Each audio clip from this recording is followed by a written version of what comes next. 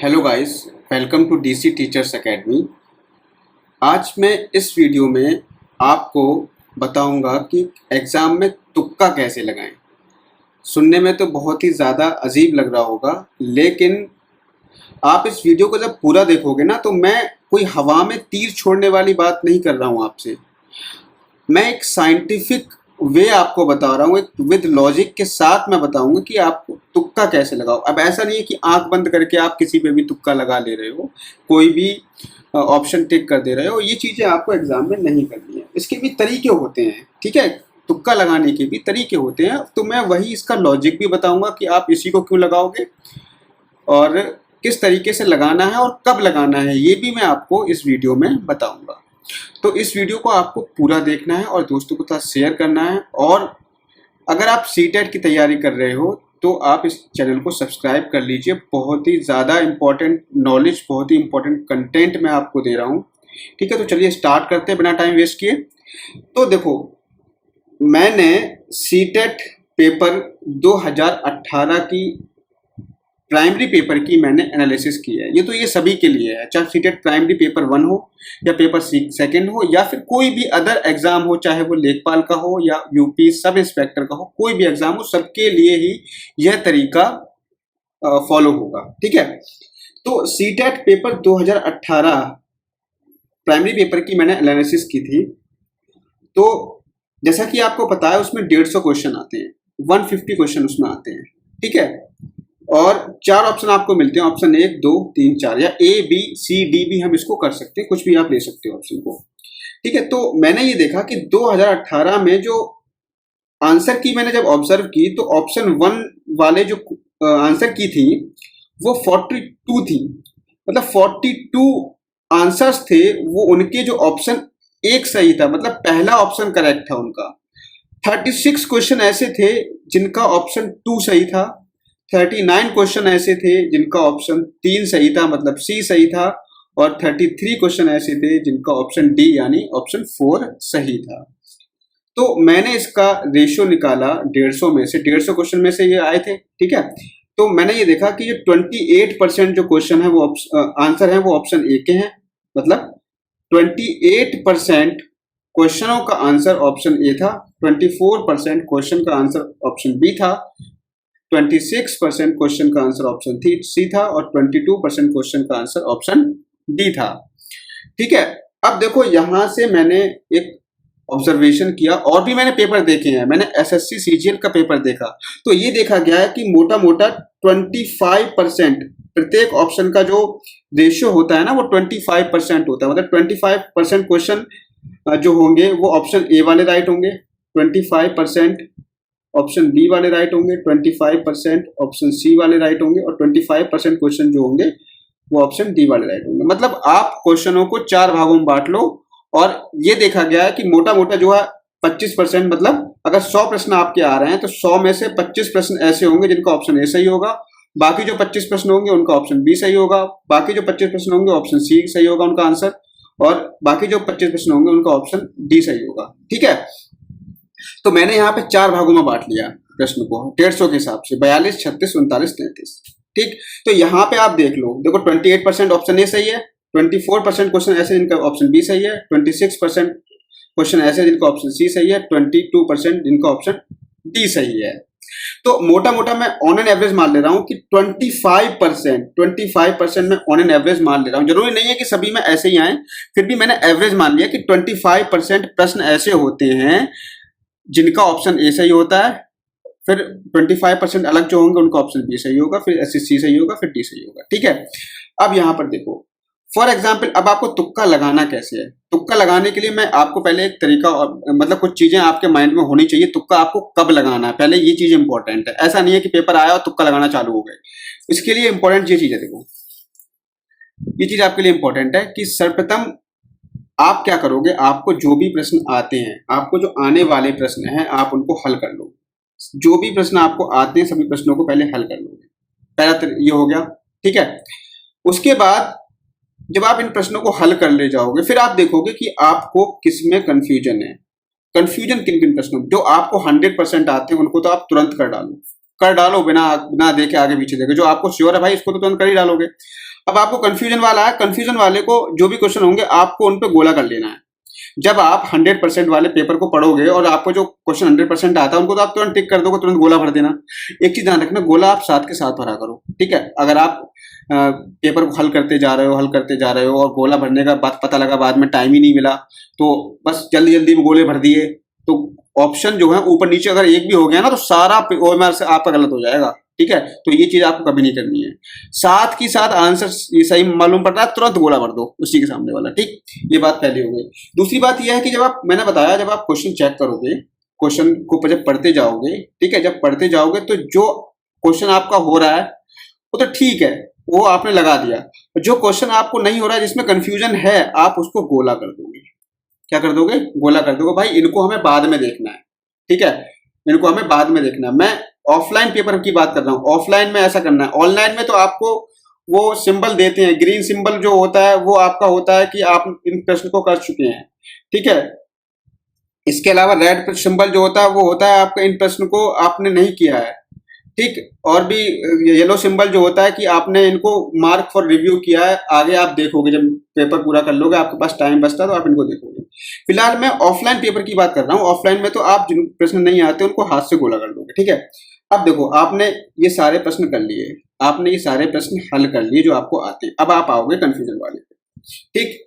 अब कंफ्यूजन वाले में आप यूज करोगे एलिमिनेशन मेथड। क्या यूज करोगे? एलिमिनेशन मेथड यूज करोगे। जैसे आपको 4 ऑप्शन दे रखे हैं, ए, बी, सी और डी। आपको लग रहा है कि इसमें बी तो हो ही नहीं सकता, ठीक है, बी भी नहीं हो सकता और इसमें डी भी नहीं हो सकता। मतलब मैं इतना श्योर हूं कि इसमें बी और डी तो नहीं हो सकता। अब आपके 2 ऑप्शन बचे, ए और बी, आप इसमें कंफ्यूज हो रहे हो। मतलब आपकी 50% प्रोबेबिलिटी दोनों में है कि ऑप्शन ए सही हो सकता है, ऑप्शन सी सही हो सकता है। सबसे बड़ी बात देखो, सबसे बड़ी बात यह है कि आपने 2 ऑप्शन रिमूव कर दिए, तो आपकी 50% प्रोबेबिलिटी जो हो गई कि मतलब 50% प्रोबेबिलिटी आपकी हो गई सही करने की, कि हाँ आपका ऑप्शन सही हो सकता है, ठीक है। तो अब देखो, अब ए और सी में से कौन सा लगाना है, ए और सी में से कौन सा तुक्का लगाना है। अगर आपको ये समझ में नहीं आ रहा है तब मैं आपको बताता हूं कि आप तुक्का कैसे लगाओगे। देखो, फॉर एग्जाम्पल, मान लो आपके 150 नंबर का पेपर है, सीटेट ही मान लेते हैं, 150 नंबर का पेपर आता है, ठीक है, 150 क्वेश्चन आते हैं। 150 क्वेश्चन में आपने क्या किया, 150 क्वेश्चन का जब आप विभाजन करोगे, 150 को जब 4 से डिवाइड करोगे तो 37 पॉइंट कुछ आएगा, ठीक है, 37 पॉइंट कुछ आएगा। मतलब 37 प्रश्नों को विभाजित कर लो। तो मैंने क्या किया है, मैंने ऑप्शन ए को दिए हैं कि मैंने ये मान लिया कि ऑप्शन ए वाले होंगे 38 प्रश्न, ऑप्शन बी वाले होंगे 38 प्रश्न, ऑप्शन सी वाले होंगे 38 प्रश्न और ऑप्शन डी वाले होंगे 36 प्रश्न। मैंने ऐसे डिवाइड कर लिया और आपको ऐसे डिवाइड करना है, 150 नंबर वाले पेपर में ऐसे डिवाइड करना है आपको, ठीक है। तो आपने पहले प्रश्नों को विभाजन कर लिया कि हाँ, आपने माइंड में मेकअप कर लिया कि 38 प्रश्न जो होंगे ऑप्शन ए वाले होंगे, 38 प्रश्न ऑप्शन बी वाले होंगे, 38 प्रश्न ऑप्शन सी वाले होंगे और 36 प्रश्न ऑप्शन डी वाले होंगे। अब आप ये देखोगे कि आपने कर कितने लिए। फॉर एग्जाम्पल, मैंने ये मान लिया कि मैंने बताया था ना कि आप पहले क्या करोगे, आपको जो आता है वो कर लोगे। तो आपने प्रश्न कर लिए हैं, आपने जो प्रश्न किए हैं वो मैंने मान लिया कि आपने टोटल 78 प्रश्न किए हैं। टोटल आपने 78 प्रश्न कर लिए, 150 में से 78 प्रश्न आपने कर लिए। और 78 प्रश्न में आपने देखा, उसमें से ढूंढा कि आपको ये पता लगा कि मैंने ऑप्शन ए वाले कर लिए हैं 18, ऑप्शन बी वाले कर लिए हैं 25, ऑप्शन सी वाले कर लिए हैं 20, ऑप्शन डी वाले कर लिए हैं मैंने 15, ठीक है। ये आपने 78 में से आपने देखा कि हमने ऑप्शन ए वाले कर लिए हैं 18 प्रश्न। मतलब 78 जो प्रश्न आपने किए हैं उसमें से 18 प्रश्न ऐसे हैं जिसमें आपने ऑप्शन ए लगाया है, 25 प्रश्न ऐसे जिसमें आपने ऑप्शन बी लगाया है, 20 प्रश्न ऐसे जिसमें ऑप्शन सी लगाया है और 15 प्रश्न ऐसे जिसमें आपने ऑप्शन डी लगाया है। अब आप देखो, अब आप, मैंने बताया आप यहाँ पे कंफ्यूज हो गए, यहाँ पर आप कंफ्यूज हो गए थे कि आपने 2 ऑप्शन एलिमिनेट कर लिए, बी हटा दिया, सी हटा दिया कि ये तो हो ही नहीं सकता। अब ए और सी में आपको कंफ्यूजन है। तो अब आप देखोगे, आप मुझे ये बताओ, इसमें से घटाओ, इसमें से आप घटाओ कि आपने ऑप्शन ए के आपके कितने प्रश्न बचेंगे। 38 प्रश्न आपके थे, 38 में से आपने ऑप्शन ए वाले 18 प्रश्न कर लिए, तो प्रश्न आपके कितने बचे बताओ, प्रश्न आपके कितने बचे। तो आपके प्रश्न बचेंगे 20 प्रश्न ऐसे बचे ऑप्शन ए वाले, और यहाँ पे इसमें से घटाओ तो आपके कितने बचे, 13 प्रश्न ऐसे बचे जिसमें आपको ऑप्शन बी लगाना है, और आपके 18 प्रश्न ऐसे बचे जिसमें आपको ऑप्शन सी लगाना है, और आपके 21 प्रश्न ऐसे बचे जिसमें आपको ऑप्शन डी लगाना है। तो अब आप मुझे बताओ कि जो सबसे ज्यादा ऑप्शन कौन कौन से बचे हैं। सबसे ज्यादा ऑप्शन आपके पास बचे हैं डी और ए, मतलब ए और डी वाले आपके पास जो है बहुत सारे क्वेश्चन बचे हैं कि आप जो है आराम से ए और डी में लगा सकते हो। कहने का मतलब ये है मेरा कि आप मुझे ये बताओ कि आपके पास आपने सबसे कम कौन सा ऑप्शन का यूज किया है। सबसे कम आपने ऑप्शन डी लगाया है, और यहाँ पे देखो सबसे कम ऑप्शन आपने ए लगाया है। तो आप क्या करोगे, अब देखो आपको पता लग गया कि बी और डी में से हो नहीं सकता, अब आपको ए और सी में से लगाना है। तो आप देखो आपने सबसे कम किस में लगाया है, सबसे कम लगाया है ए में। ए और सी में देखो, ए में आप लगा चुके हो 18, बी में सी में लगा चुके हो 20 क्वेश्चन आप, ठीक है। अब आप देखो किस में कम लगाया, ए में कम लगाया, सी में कम लगाया। तो आपको पता लगेगा कि सर हमने ए में कम लगाया। तो आप क्या करोगे, ए को आप ऑप्शन लगा दोगे, तो ये आपकी प्रोबेबिलिटी यहाँ पर होगी सही होने की, ठीक है। तो ऑप्शन ए लगाओगे, ठीक।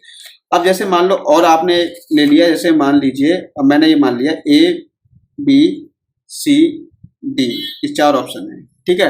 जहां ले लेते हैं सामने ए बी सी डी, ये 4 ऑप्शन है, ठीक है। अब आपको बताया कि सर ए भी नहीं हो सकता और सी भी नहीं हो सकता, आपको लगाना है बी और सी में से 2 में से कोई एक ऑप्शन छाटना है। तब आप देखो कि आपने सबसे कम किस ऑप्शन वाले किए हैं।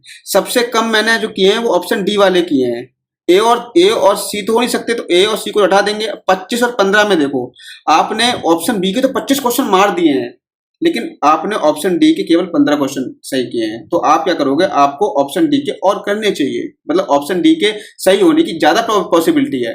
तो यहां पर आप बी और डी में से ऑप्शन डी सही मान दोगे, ठीक है। तो ये होता है तुक्का लगाने का सही तरीका, ये चीज आपको ध्यान रखनी है, ठीक है। ये बात तो हो गई आपकी जब आपको 50-50% हो, आप 50-50% पर श्योर हो, ठीक है। तो आप इस तरीके से तुक्का लगाओगे। और अब आगे बात करते हैं।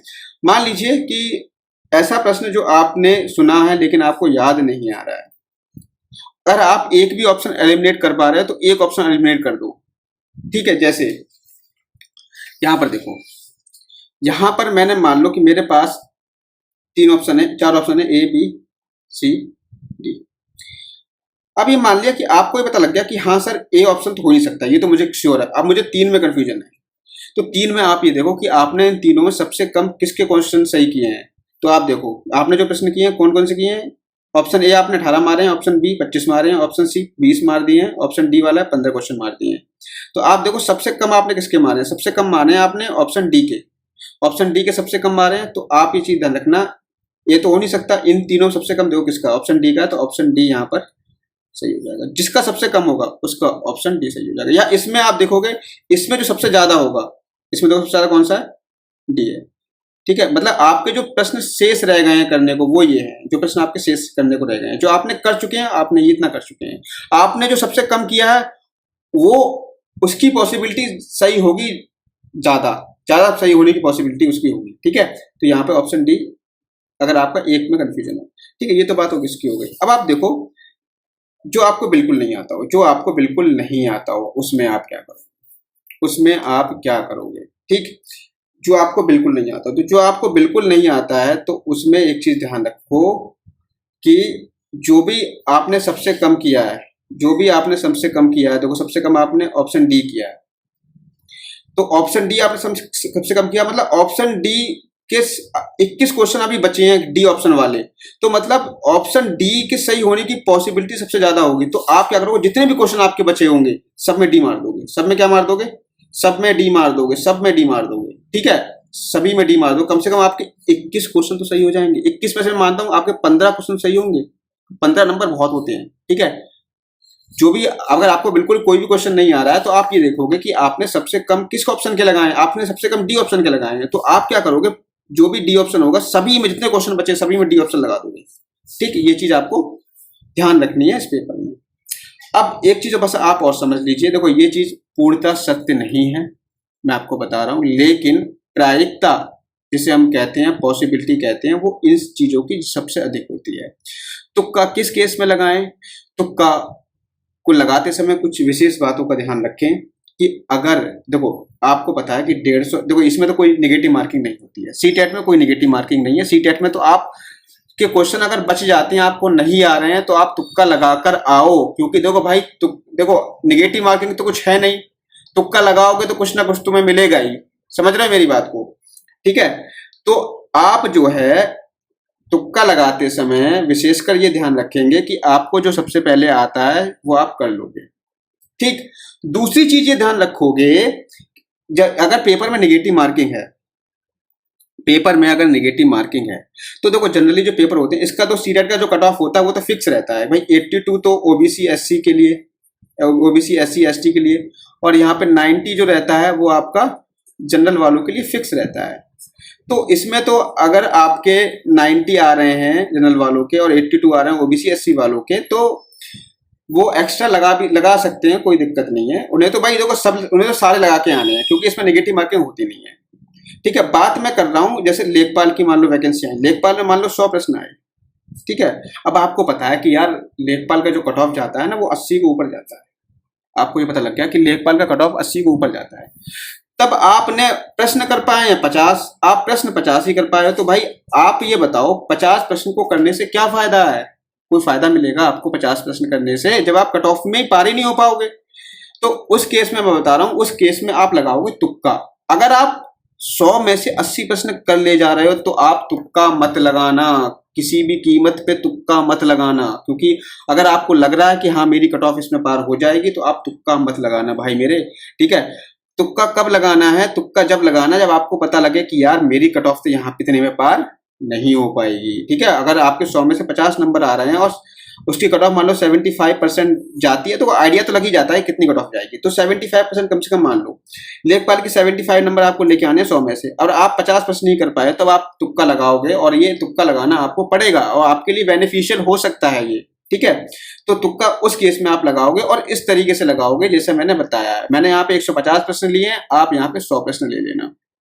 ठीक है, 100 प्रश्न का मतलब यहाँ पे 25-25 प्रश्न बांट लेना, सभी प्रत्येक ऑप्शन को, सभी को बराबर बराबर बांट लेना। ठीक है, 4 भागों में बांट के। तो इस केस में आपको तुक्का लगाना है। मैं ये नहीं कह रहा हूँ कि तुक्के के सपोर्ट में कि आप तुक्का लगा कर ही आओ यार, तुक्का होगा ही सही होगा, ऐसा नहीं है। ठीक है, आप अपने एक्सपीरियंस पे आपने कितने सही कर लिए हैं, आपको लगता है कि मैं इसमें पास हो जाऊंगा, तो आप तुक्का बिल्कुल ना लगाएं। स्पेशली नेगेटिव मार्किंग के लिए बोल रहा हूँ। अगर आपकी नेगेटिव मार्किंग नहीं है तो तुक्का आप लगा के आओगे, तुक्का सब में लगा सकते हो, कोई दिक्कत नहीं है। ठीक है, तुक्का फिर लगा सकते हो, क्योंकि नेगेटिव मार्किंग में आपको ध्यान रखना होता है। नेगेटिव मार्किंग में अगर आपका गलत हुआ तो उसके नेगेटिव मार्क्स आपके कटेंगे जरूर। ठीक है, तो नेगेटिव मार्किंग में तुक्का लगाते समय ध्यान रखें, अगर आपकी कट ऑफ पार हो रही है तो आप तुक्का बिल्कुल भी ना लगाएं, चुपचाप से पेपर को OMR को सबमिट करके चले आएं। अगर आपको लगता है कि मेरी कट ऑफ पार नहीं हो पाएगी, तब आप तुक्के की तरफ बढ़े। तुक्का कैसे लगाना है, इसी तरीके से लगाना है, मैं आपको बता चुका हूँ। आशा करता हूँ कि वीडियो आपको पसंद आया होगा। देखो प्लीज यार इस सब चीजों का बुरा मत मानना, क्योंकि ये कहीं ना कहीं लागू होता है, इसकी प्रोबेबिलिटी होती है। तो वीडियो अच्छा लगा हो तो लाइक और सब्सक्राइब जरूर करना। मिलते हैं नेक्स्ट वीडियो में एक नई वीडियो के साथ में। Thank you, have a nice day.